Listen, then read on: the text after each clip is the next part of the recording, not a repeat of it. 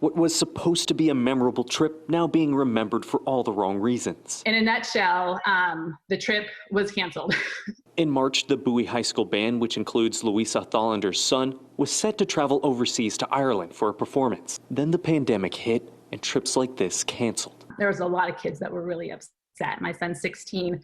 They had been, practicing. Kids were fundraising. There's all different kinds of things going on. Parents were excited. This is a huge deal. The trip included more than 150 students, 75 family members, and 20 chaperones. Booster President Thollander says following the cancellation, they began working with their travel agency to get their money back. Really, we would just like a full refund of the full ticket cost for all the seats that were part of our package. For the most part, Thollander says their travel agency Perform International, who contacted me, says they've been able to get full cash refunds from the various airlines they were using, except for one, British Airways, which had about 140 of their trips tickets. What they offered to us was just that they were planning to refund, I believe, the taxes and fees, which really, if I look at, my notes, it was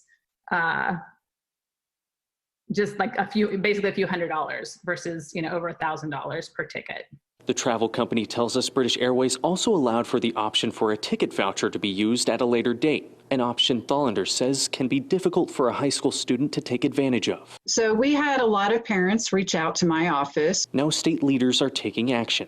My daughter went to Bowie High School and I was involved in extracurricular activities, and so I felt like it was something that I really wanted to respond to them and let them know that I hear them and I want to help them any way that I can. State Rep Vicki Goodwin wrote a letter to the airline. We would like for British Airways to offer cash refunds for those individuals who ask for them. There may be some who feel like they could use the credit at some point in time, and so perhaps not everybody would ask for the cash refund, but for those who do, we feel like they should offer that.